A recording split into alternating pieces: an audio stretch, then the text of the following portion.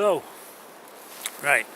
I think the picture's on a bit of a slope because I've had to find a fence post to put the camera on because I need two hands to demonstrate. So, day 7, Friday, getting very late. Trying to really pound on these last few miles to get it reasonable for the last 2 days. Now, that's required quite a lot of effort, to be quite honest with you.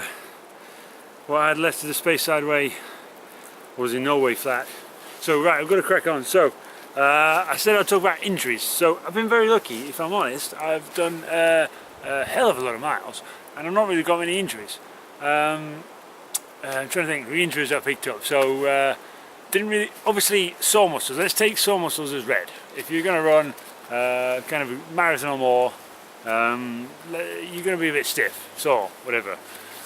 So day 2 woke up a little bit sore, but I didn't wake up stiff because it's fine. Anyway, woke up sore. And day 2, if you recall, was more running, so more soreness. But here's the thing: I didn't expect this. So I was doing my swim, and I think just euphoria of having saved myself 15 miles. It meant I'd got what's the things called, the endorphins and adrenaline and all that stuff. I was on fire. I was actually very cold, but you know what I mean. Anyway, once I got in the car and we were heading back, I realised my legs were really stinging. Jellyfish, can you believe it?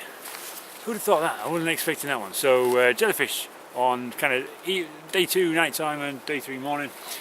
Since then, really, again, very lucky. I had an issue with a shoe.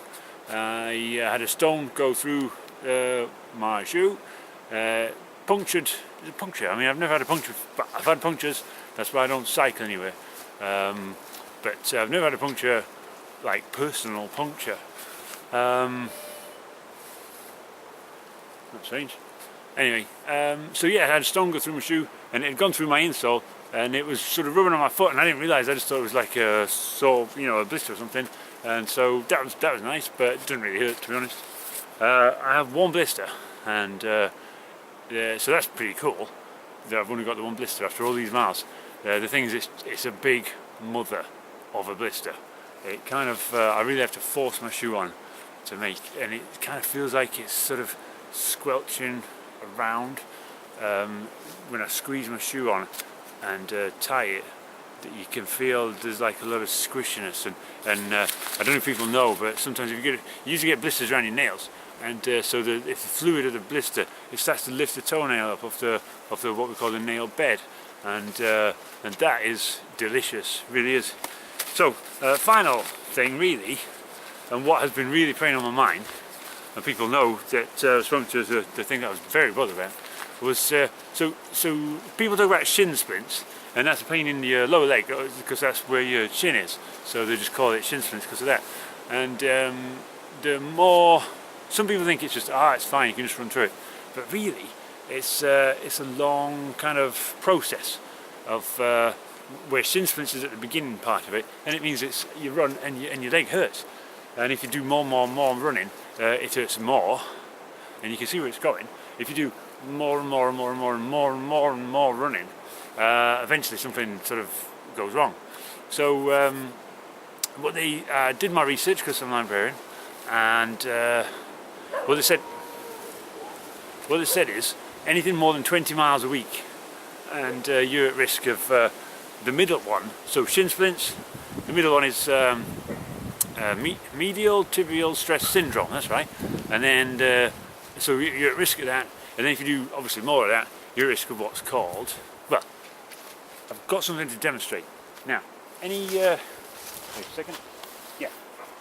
Any tree lovers, please don't be angry or write in or anything. I mean, can't really write in. But anyway, I've just got a prop to demonstrate something. So this was already at the side of the path.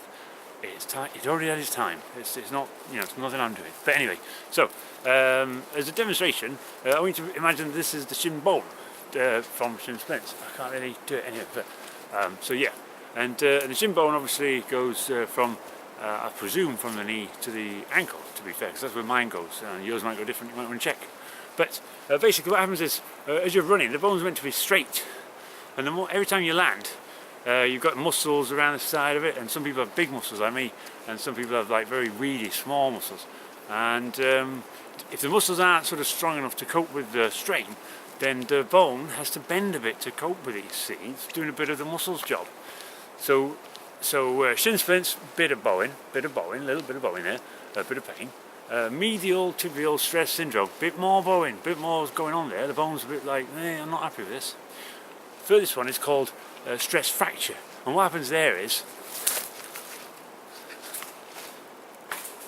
we don't want that. So I've been taking my time, taking it steady. I think I'm good. Got 2 more days. I don't really want to hear a crack of that nature emanating from my lower leg, so therefore I have protective, I think you just really call it a sheath. It's a protective sheath. I can't lift my leg up, it's not high enough. So anyway, so there's that one, and there's that one, and my right leg's the one that's the problem, so that's got a double sheath, a double barrier. It's like a double jeopardy thing. It's like, what do you call it, belts and braces. So hopefully, even if it was to go, be dead.